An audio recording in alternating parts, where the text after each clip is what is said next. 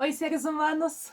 Aqui é a Monique, esse é o canal Histórias de Noah e bem-vinda a mais um vídeo. Nesse vídeo eu vou falar sobre 3 livros incríveis, contemporâneos, que eu li esse ano e que eu acho que vale muito a pena a gente ficar de olho, porque, autores contemporâneos que estão vivos aí, cada um de uma parte do mundo, usando suas vozes para falar de assuntos muito importantes e muito atuais, já que eles estão vivendo nos nossos dias, muito importantes pra gente hoje em dia. Roda a vinheta que aí a gente já começa a falar sobre esses 3 livros sensacionais.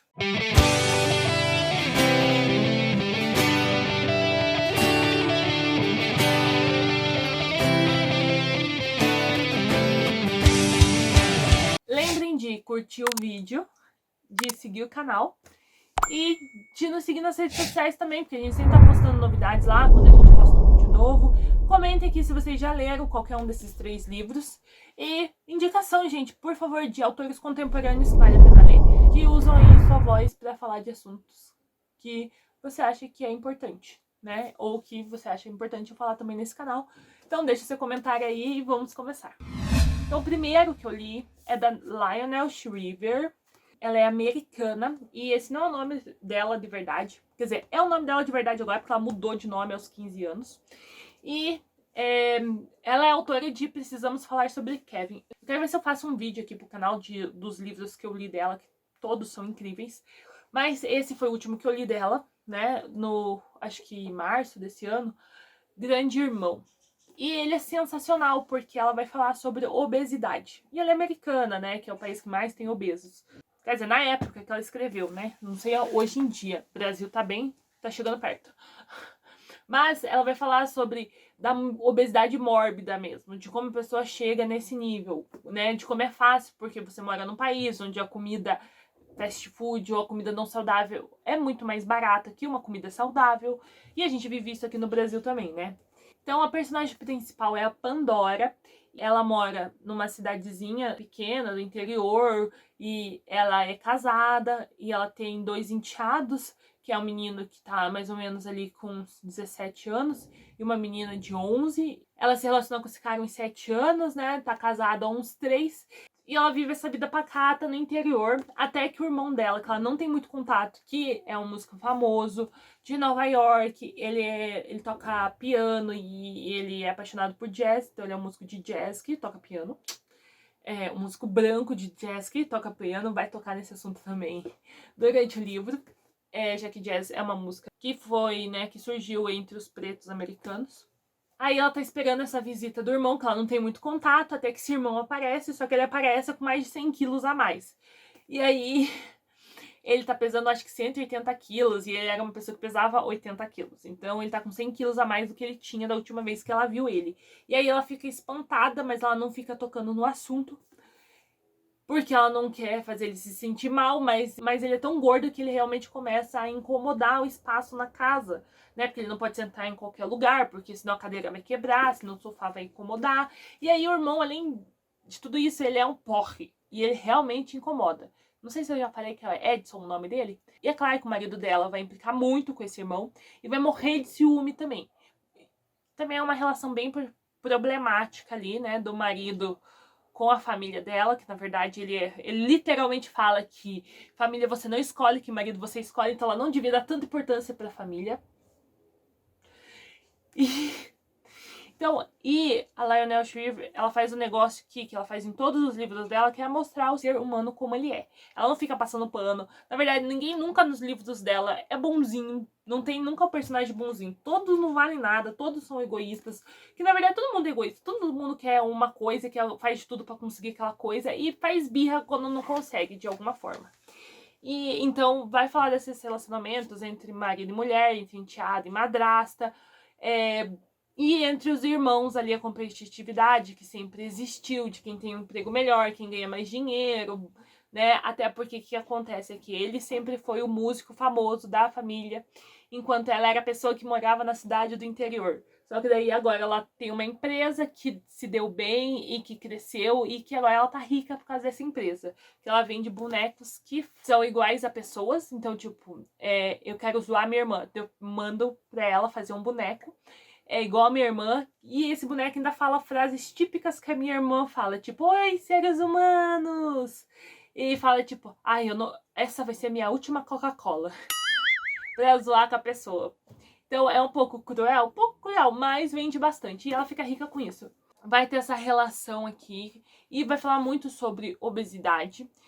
Até porque ela vai propor pro irmão dela eles fazerem um regime juntos. Porque ela também tá um pouco acima do peso. Acho que só 10 quilos acima do peso dela. E aí ela propõe pra que eles fiquem juntos, que ele não volte pra Nova York e eles se juntem como irmãos, como um time, pra perder os quilos que ele precisa, porque no caso dele é extremamente importante, já que ele está indo de mal a pior, já que ele tá realmente tentando se matar de tanto comer. Ela fez uma pesquisa extensa aqui sobre obesidade, principalmente nos Estados Unidos, formas de emagrecer, por que as pessoas comem, normalmente para descontar a frustração, né? Como é fácil você adquirir um novo hábito ruim, um vício ruim, né? Mesma coisa que fumar, mesma coisa que beber. Ela também vai falar aqui de como as pessoas se preocupam muito com a comida. Do tipo, ou só comem o tempo todo, ou só pensam por que não comer o tempo todo. Para não engordar, no caso, né? Ou de como a comida virou uma obsessão. Ou de como você não precisa comer o tempo todo e você evita e come bem menos do que seu corpo precisa para ser uma pessoa magra. Ou de como você come muito mais do que seu corpo precisa porque você tem a necessidade de sempre estar mastigando. Ela vai falar também, né, da relação aqui dela com os enteados, né, dessa relação da geração dos anos 2000 ali, né, de como a gente ensina para nossas crianças que eles podem tudo, que eles são maravilhosos, e de como essa geração de hoje em dia tem muita dificuldade de realmente trabalhar, fazer um esforço para conseguir chegar lá, que eles olham para essas pessoas que chegaram lá muito rápido e querem também ser a exceção e não ser a regra, né? Que é trabalhar muito para conseguir desenvolver uma carreira, que você não vai virar um músico de jazz famoso se você não treinar e tocar o dia inteiro, se você não for tocar numa boate lá ruim, se você não for trabalhar com gente grossa, que nunca vai ser 100% perfeito, né?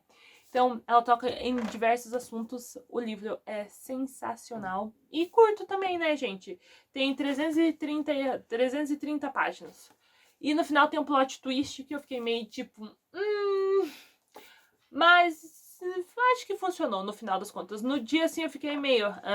não acredito. Mas depois funcionou. Mas, na verdade, eu gostaria até que tivesse parado um pouquinho antes, que eu gostei mais da finalização, até ela contar um negócio ali e mudar um pouco a história. Mas, no final, eu acho que é legal pra gente ver como a gente come mal, como a gente presta pouca atenção no que a gente come e pouca atenção também no que a gente tá sentindo, né? Já que a gente prefere comer em vez de resolver os nossos problemas. O próximo livro é A Fórmula Preferida do Professor. É um livro muito lindinho, gente. É muito sensacional. É Yoko Ogawa. Ela é japonesa, então é sensacional, assim, porque, né, livro com todos os personagens japoneses, passa no Japão e a gente consegue ver um pouquinho mais dessa realidade japonesa. Apesar que o livro é tão contemporâneo, tão meio nesse ar, assim, cosmopolita, que às vezes a gente até esquece que tá passando no Japão, se não fossem os nomes, né? Mas ela usa apelidos aqui também. Então, tipo, a história é dessa personagem principal que narra, ela é empregada doméstica, ela teve um filho muito novo, ela é mãe solteira, e esse filho, na história aqui, tem cerca de 10 anos. E aí ela vai trabalhar nessa casa desse professor que que sofreu um acidente de carro e a memória dele dura 40 minutos, mais ou menos. E aí ele vive com bilhetinhos pelo corpo para lembrar das coisas, né? Porque em 40 minutos ele esquece tudo e daí ele volta pro dia do acidente. Então o livro é muito bonito porque vai falar dessa relação, né? Dessa empregada com esse professor. Ela, gente, eu acho que se falar o nome dela aqui uma vez é muito, e aí vai ser um nome japonês, então eu não decorei. E o nome do filho dela também, ela fala que o professor apelidou ele de Raiz por causa do formato da cabeça dele. Professor, porque ele era professor de matemática e ele fica resolvendo problemas matemáticos o dia inteiro. E aí ele adora matemática, então ela chega e todo dia ele fala sobre alguma coisa de números com ela. Então ela chega na casa e fala, ele pergunta, quando você nasceu? 1970 e não sei quanto. Aí ele vai falar dos números primos que tem em 1900, ele vai falar que aquele número significa não sei o que, não sei o que lá. Vai falar muito de matemática. Eu indico muito isso pra gente que gosta de matemática, porque é uma paixão aqui que pelos números incrível que é passado nesse livro. É tudo, de como ele fala muito de tudo, onde os números aparecem em tudo, de como os números são importantes, de como os números realmente moldam a nossa vida. Para uma pessoa de humanas que nunca ligou muito para matemática, esse livro foi muito incrível para eu conseguir ver a matemática de uma forma diferente. De você associar ela mesma à sua volta e de você ver como ela é importante. A gente sabe, né, que ela é importante, mas a gente normalmente ignora ela porque, né, foi um percurso difícil na escola. Mas o livro é lindo, vai falar dessa relação dessa mulher que não seria uma pessoa que normalmente as pessoas querem ser, uma empregada doméstica, mãe solteira, mas de como a vivência dela é feliz, de como ela é contente com a vida dela. Mesmo com pouco, as pessoas olham para ela e não entendem por que ela é feliz, mas ela é realizada com a vida dela, com o trabalho dela. Tem a questão aqui que a mãe dela queria que ela fosse mais, né? E ela decide virar empregada porque ela gosta de arrumar as coisas. Então esse seria o trabalho ideal para ela. E de como as pessoas ficam indignadas com pessoas que não querem o que a sociedade dita que você deveria querer. Fala também muito dessa maternidade solo, né, de como isso é solitário muitas vezes, e dessa relação de amor mesmo e carinho dela com esse professor, já que ele vai perdendo a memória, e de como ela tem essa paciência, de ainda tratar ele como um ser humano, né, porque a maioria das pessoas fala, ele vai esquecer daqui 40 minutos, então eu posso ser grosso, então eu posso ser filho da mãe, então eu posso mentir, então eu posso zoar ele, porque ele não vai lembrar, ele nem é uma pessoa, ele nem tem memória. Fala muito sobre respeito, esse livro, muito sobre respeito e amor. E de como esse amor é construído das pequenas coisas do dia a dia. É muito, muito, muito lindo esse livro. Então eu recomendo muito. Não sei se eu acabei falando o nome da autora, é Yoko Ogawa. Ela é de 62 no Japão e ganhou vários prêmios. O livro é da Estação Liberdade. Estação Liberdade. O último que eu li, terminei semana passada, A Pequena Outubrista, da Linda Bostrom-Knausgaard. Ela é ex-mulher do Karl Ove Knausgaard. Eu fiz um vídeo falando aqui do livro que eu li dele, que é Um Outro Amor. Eu fiz no início do ano, foi em janeiro que eu li. E eu me apaixonei. E nesse livro ele acaba falando muito sobre o relacionamento dele com a Linda. Então ela lançou o livro e eu falei, sou dessas, vou comprar também, porque não ler um romance de uma autora sueca? Então ela vai falar aqui, na verdade, ela vai falar pouco sobre o casamento. Ela vai fazer um fluxo de consciência, né, o livro. Então ela vai ir pro passado, pro futuro e misturar tudo isso num balaio só. Então, apesar que não é tão difícil assim de acompanhar. Já vi livros com fluxo de consciência muito piores, mas esse aqui é muito fácil de acompanhar, a gente não se perde, é só ter um pouquinho de atenção, mas não se perde, é fácil de ler. O livro é curto, é muito lindo, assim, a edição dele. Tem 250 páginas, tem a letra é grande, assim, bastante espaçamento. Não sei se dá pra ver, mas, assim, fácil de ler. E ela vai falar sobre a experiência dela com a depressão. Ela teve vários episódios de depressão profunda na vida dela. E aí ela vai falar especificamente sobre o último, que ela foi parar numa clínica que dava choques nos pacientes. Eletrochoques. Porque na Suécia é permitido, é um dos países, um dos poucos países que ainda é permitido o eletrochoque.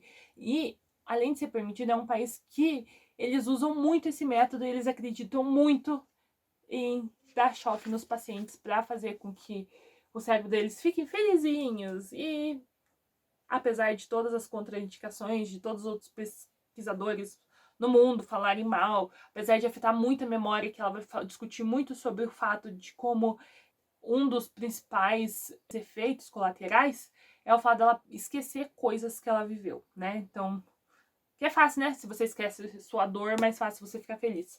Ela é mãe, né? Na época que ela é internada, ela tem 4 filhos, então como isso vai afetar a relação dela com os filhos, de como a depressão que ela teve durante a vida toda, desde a mais fraca para a mais forte, como isso moldou a relação dela com essas crianças. já que mesmo antes dela ter esse período grande de depressão, que ela não saía da cama, ela sempre tinha uns momentos, uma vez por mês, de ficar 2, 3 dias sem sair da cama. E ela ia levando a vida dela assim, e ela fala das outras internações, das vezes que ela tentou se matar, dela tentar se matar grávida também, que é uma coisa que ela tem muita culpa. Eu não achei o livro tão pesado. Tão pesado não achei nada pesado, na verdade. Eu tive muita dificuldade para me conectar sentimentalmente com ele, e depois eu entendi por quê, que foi por causa da tradução, que na verdade eu já estava desconfiando o livro todo, que é o tradutor resolveu deixar a tradução mais parecida com o sueco. Então ele meio que deixou os verbos e as palavras nas mesmas posições pra gente tentar ter esse feeling de como se a gente estivesse também lendo em sueco. Acho que não funcionou. Achei que ficou meio bosta, porque a gente entende, mas a gente não sente. Eu acho que deu uma dificuldade pra me sentir o que a personagem estava sentindo, já que é um romance escrito em primeira pessoa. E eu acho que quando o romance é escrito em primeira pessoa é pra gente sentir o que o personagem tá sentindo. E que daí ficou artificial. Tudo ficou... A linguagem ficou artificial, porque não é uma linguagem, não é um jeito que a gente fala em português, nem um jeito que a gente sentiria em português.